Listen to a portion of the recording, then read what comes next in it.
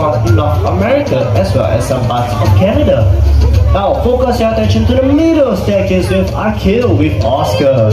Oscar is a Eurasian eagle owl, and just like the name suggests, they can be found in Europe as well as Asia.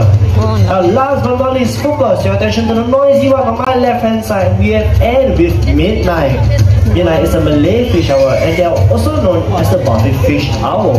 They can be found in Southeast Asia, which includes Malaysia, Indonesia, and even right here in Singapore.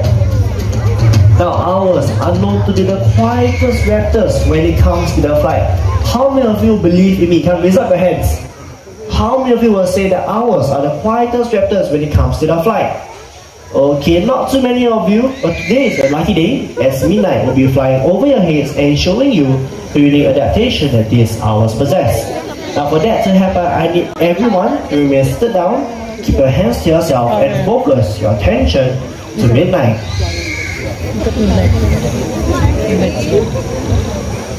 Alright Midnight, whenever you're ready.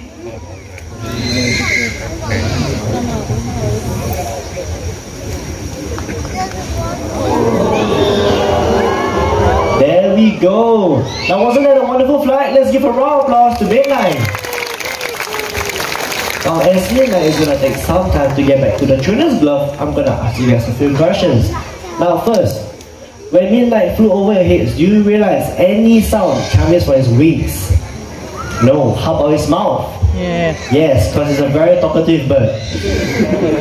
Now the reason why owls like Midnight are able to fly so silently is because they have softer edge wing tips, which allows them to fly silently over fields to catch their prey. Now talking about prey, they also hunt for food like mice and rats. And they also hunt up to 1,000 rats a year, which actually help farmers with pest control. Alright Midnight, we need to head back. Your friends need to come out as well, yeah? Looks like he's loving the attention from you guys. Now these owls, besides rats, they also love to consume fish, but they actually hate getting wet. So once they found their prey in the water, they will catch their prey and get to dry lands to finish up their food. Midnight, I'm running out of things to say. Well, for those that have been here before, you know that Midnight actually has a sibling that goes by the name of Bulan. And with that wonderful flight back to the train, let's give a round of applause to Anne with Midnight as well as Kenzie with Rainbow. Now I have not forgotten about lovely Oscar over here. Oscar right here is going to show you another unique adaptation that these owls possess.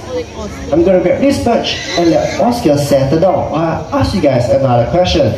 Now owls are known to be able to turn their heads to a certain amount of degrees. But the question is, to how many degrees? Come, shout out your answers. How many degrees can an owl turn his head? 360. 270 this side? 360. 360. How about this side? A bit quiet.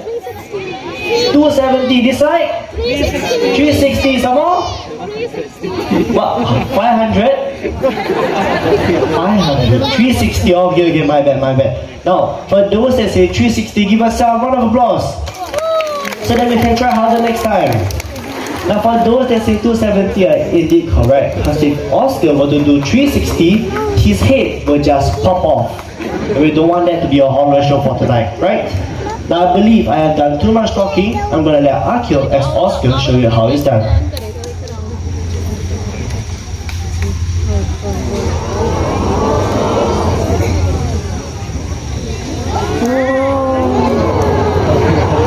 Go 270 degrees. Now I believe that was a little bit too quick, right? Shall we see that one more time? Yes? Alright, Akil, take it away.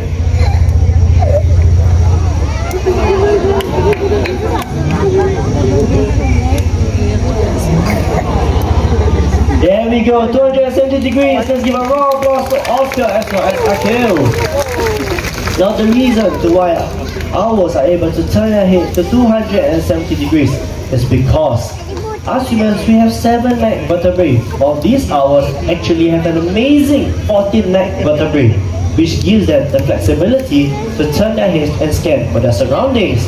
Now what you just witnessed here is Oscar's amazing wingspan, which measures up to about 6 feet in length, and that is about 1.8 meters, which are roughly about Akil's height over here, and definitely not mine.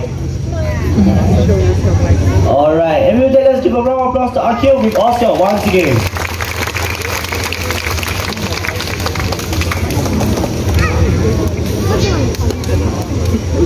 Creatures of the night comes in all shapes and sizes. In Africa, there lives a tiny hunter by the name of Zaire. I'm going to share some clues as to what this animal is. First and foremost is that he is really small.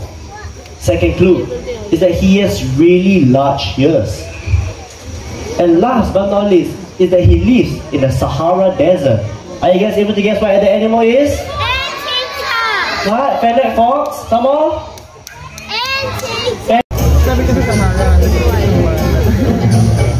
Now for those who guess fennec fox, are indeed correct. Like I mentioned, fennec foxes live in the Sahara Desert, and they are able to jump at amazing up to 1 to 1.2 meters in length horizontally and also vertically. Now out in the hot desert, you will dig for food with their sharp and curved claws, looking for food like small mammals and even scorpions. Now remember when I told you that they have really large ears? Well, these ears actually serve as an important function, as out in the hot desert, these ears will help them to keep themselves cool in the hot desert, as well as help for predators, as well as prey sticking out behind them. Zaire show us a good jump. Now you must understand that sometimes animals have mood swings, so they might not listen to us at all. Come on, show us an amazing jump. Let's go, Zaire. There we go. Alright, last few chances to take some pictures of Zaire, and off he goes back with the trainer. Now wasn't that very cute? Yeah. Largest of the hyena species, this is the spotted hyena. Their powerful jaws able to crush bones, including those of elephants. And with their excellent digestive system, they're able to digest their entire prey. This includes the skin, teeth, horns, bones, and even the leaves. They're able to run for long distances in search of their prey, and this is due to the size of their large hearts.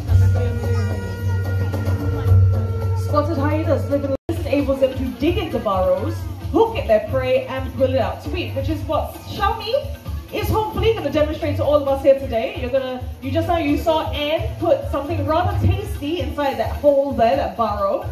So Xiaomi's going to hook it and pull it out and have a rather tasty treat. And while she's doing that, take a look at what Anne has in her hands. She has a feather attached to the end of a rope. When swung around, it mimics a low-flying bird. Now this is something that servals would hunt for in the wild, so this is a great opportunity for Xiaomi to show off her hunting adaptations, her speed, her agility, and her pouncing. Let's go, Xiaomi! Just like that, quick as a flash. Let's give it up for Xiaomi along with Anne. Thank you so much. Very fast. Now, apart from having those adaptations that I mentioned, the speed, agility, magnificent animals. Now, of course, we have something that's very... Excuse me? Excuse me? Ladies, you saw my very good friend at the very start of the show. His name is Toffee. Now, you know what? I was telling them about Xiaomi's adaptations. Why not show them yours? There you go.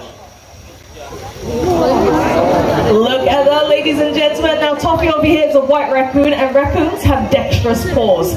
This means that they are able to grip and twist things just like the lids of these containers, but it also means that they are able to hold onto door handles, enter people's homes, and make quite a mess. You have your flash on. Now, this is not entirely their fault. Our towns and cities have come too close to their natural habitat, and as a result of the ever-diminishing forests, they have no choice but to come into our world to feed and to survive. Are you done? Okay, bye. Let's say bye to Toffee, everyone. Bye, Toffee. Bye, sweetheart. Now, of course, in the wild, they will not need to know how to open up plastic containers, right? Because hopefully they will not find plastic containers. So instead, what they would do is use those dexterous paws to catch things like crabs, prawns, other crustaceans, pull apart the shell and just eat the really juicy flesh that's inside. Now, you know, with Toffee's appearance on stage here tonight, it does kind of make me wonder what it is that we humans throw away that may get these animals' attention. So you know what, let's go check out what got Toffee's attention over in this bit. Let's see, what do we have? We have some common everyday items that we see littered across the night safari every single night, such as we have paper carton and we have plastic bottles. Now, all of these things come from nature one way or another, and they all have one thing in common. They can be one more time, they can be recycle, that's right. Thank you, Najmi. All right, now we have our bin, we have our trash, and coming out in just a bit, we will have two sisters by the names of Bubbles and Bailey. They're Asian small-clawed otters, the smallest species of otters in the world. Now over here we have Bailey. She is quite the recycling pro. She's going to show her sister over here just how it's done, and then after that, Bubbles will help us recycle that paper carton. All right, very good. Good job, Bailey. Very nice. Now let's give Bailey some encouragement. She's doing a great job, spreading a very important message. Nice. All right, now Bubbles, it is your turn. You saw how it's done, so let's get started on that paper carton, which is right over here. It's right over here. Nudge. We got family issue. Going back. Bye-bye. Do it. Family issue. Going back home. Okay, you know what? It's alright. Let them settle their family issue. You know what we're gonna do? We are gonna recycle this item together. So, paper carton, where do you think it goes? Does it go over here? Oh, I know, in plastic, right?